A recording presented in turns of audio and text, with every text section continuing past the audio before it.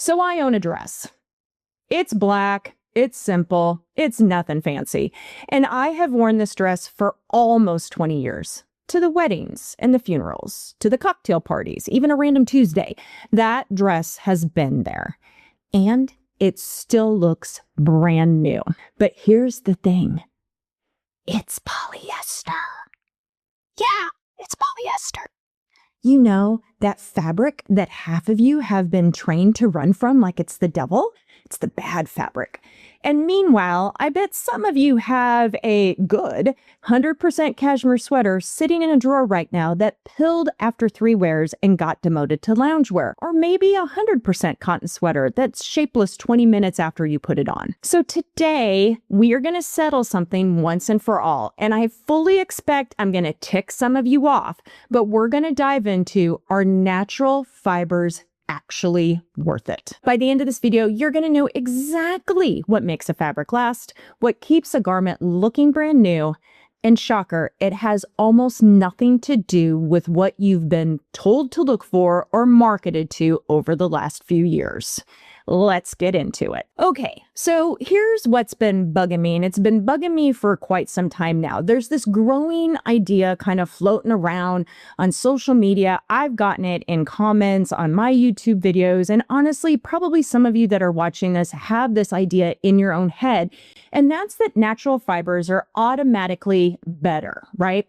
So it's this philosophy that cotton is good, but polyester is bad, or wool is good, but acrylic is bad. And listen, I get where this kind of desire comes from, right? We are all exhausted by fast fashion. We want our clothes to last. We want to feel like we're making a smart, sustainable choice. But here's the real truth. Fiber content alone tells you almost nothing about whether a garment is actually going to last. Not all cashmere is created equal. Not all cotton is even created equal. And plot twist, not all polyester is the disaster you think that it is. Honest to goodness, the real answer isn't about what a fabric is.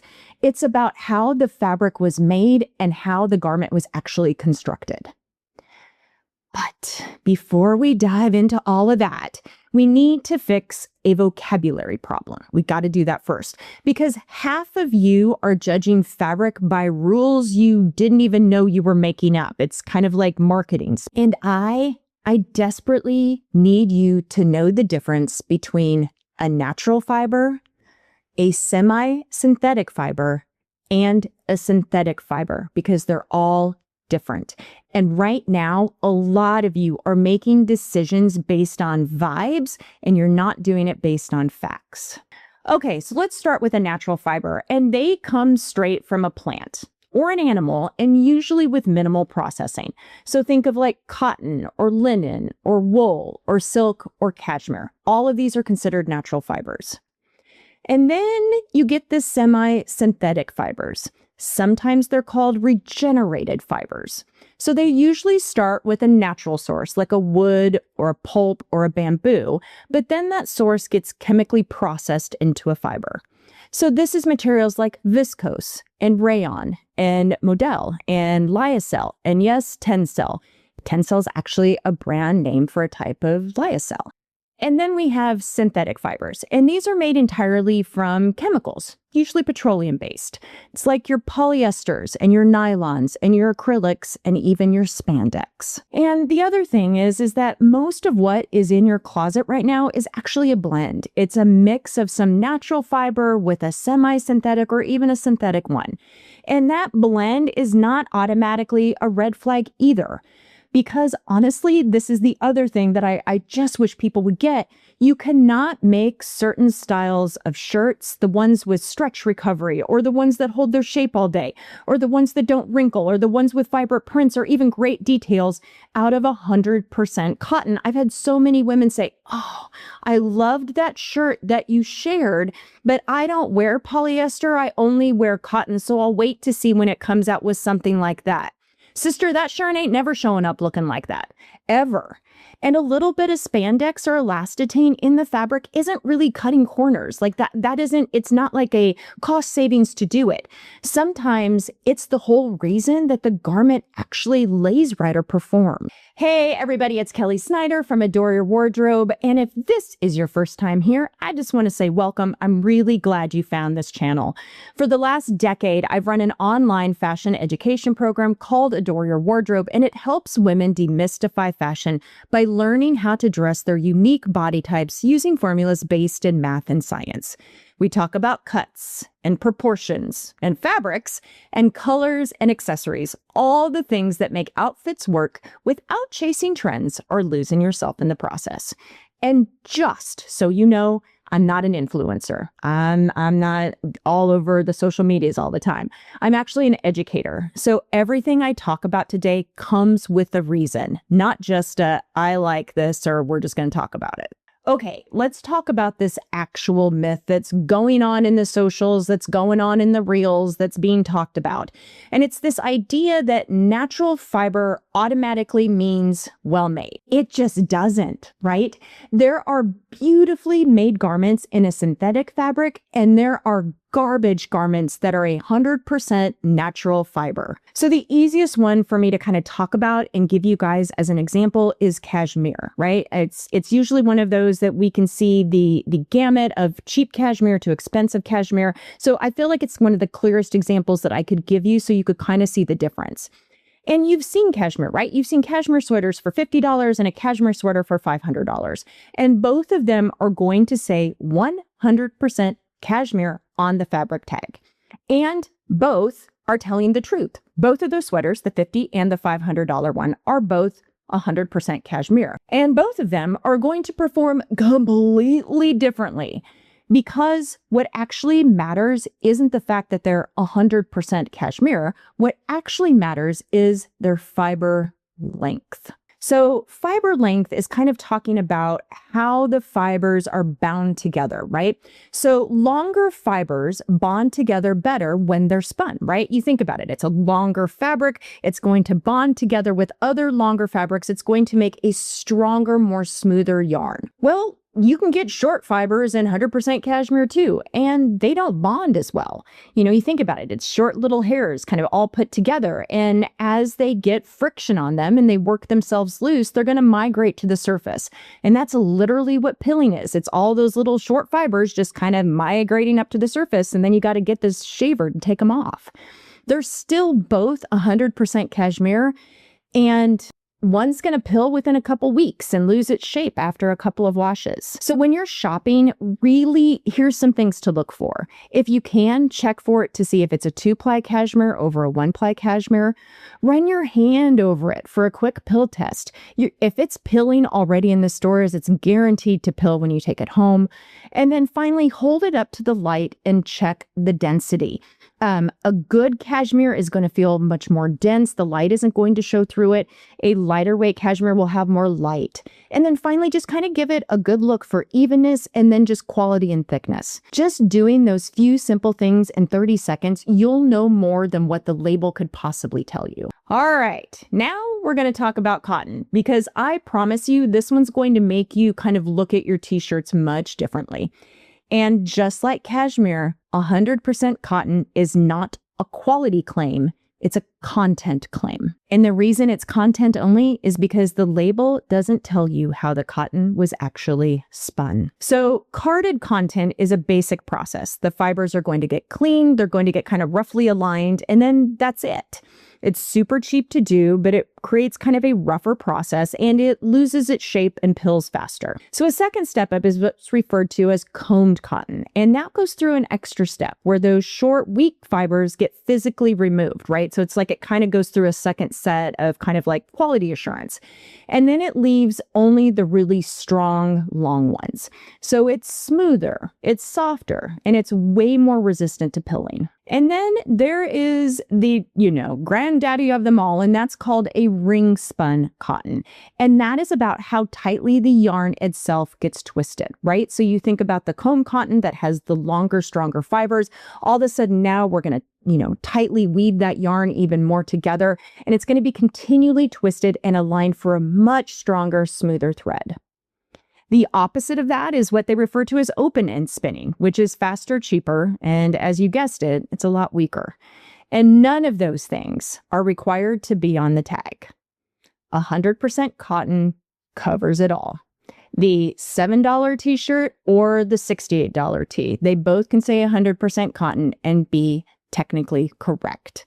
So the things you want to look for are the words combed and ring-spun specifically.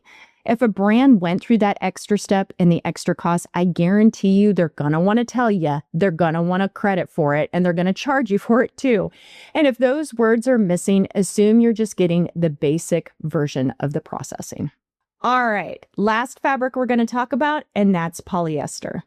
And there is a truth, right? There is a truth that synthetic fibers are prone to more pilling than natural ones by default, okay? So a synthetic fibers, its filament is smooth, right? And it has a lot of surface area where it can contact. It not only rubs against you, but it's going to rub against itself. Like that's just the nature of the fiber. But there's also a difference between virgin polyester and recycled polyester. So recycled polyester is made from things like plastic bottles, and it's fantastic for the planet. But depending on how it's processed, it can pill more because the recycling process can leave, again, shorter, weaker fiber fragments behind.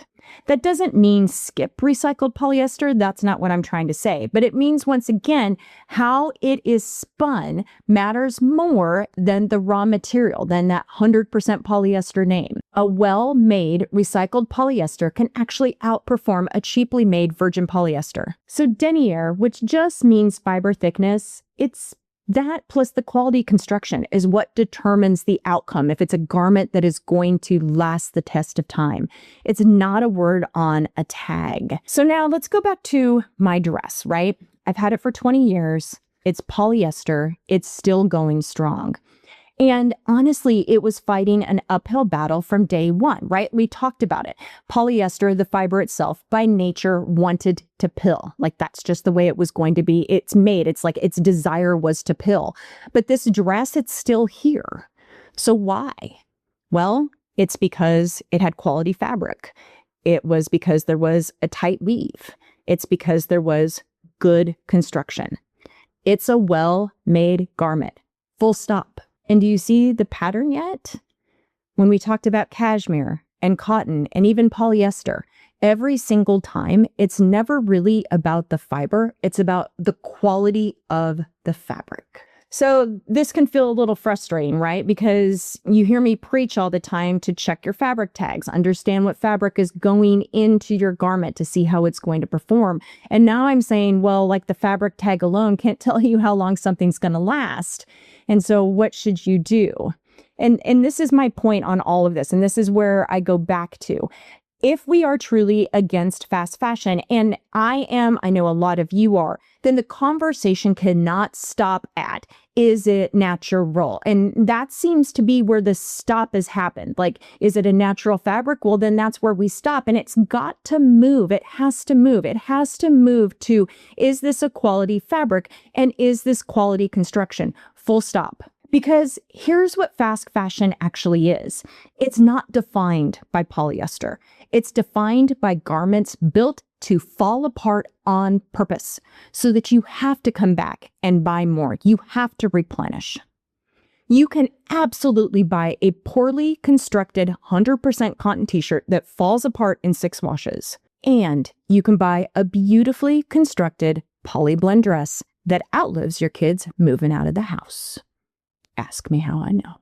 Okay, but I understand too, you may be looking for some recommendation of brands that carry a lot of natural fibers. Like I said, I knew this video was going to be a little heated in discussion, and I don't want it to be. I understand that there's other reasons for always wanting to wear natural fibers. And so I thought I would share some of my favorites. I'll have links to the items that I recommend under this video, in the description, and then also in the pinned comment. First up is Quince. So they're kind of an up-and-comer. I feel like they've been around for several years now, but, again, they're not like a legacy brand. And they're also known very specifically for their cashmere and their linen. And over the last couple years, they've really increased the range of items that they have and price points, which gives you a really great selection. Next is a new one, maybe for you guys, and that's Uniqlo. I think that's how you say it. It is newer in the States. It's based out of Japan, but they are known for having really well-made basics at a fair price. I absolutely adore their t-shirts. They wash and wear well. They fit well. They just have really good feel to them. And then next is what I want to consider an old classic, and that's J. Crew. So J. Crew is going to have classics in styling and usually a really great selection of cotton, wool, silk, and cashmere basics. This one might be an underappreciated retailer, and that's Garnet Hill. But they honestly have a great source for cotton, linen, and cashmere sweaters and elevated basics, and their price points are pretty fair for the quality that they deliver. And then finally is Vince. Definitely more of an investment tier, but known for genuinely having premium fabrics and premium construction. But listen, even all of these brands, they don't make 100% natural in everything that they make, okay? So it isn't like you're going to show up at Quince and everything's going to have 100% natural fabric. You need to check the tag. You need to read the descriptions online. You need to do a field test because a brand's reputation is not a substitute for reading the label.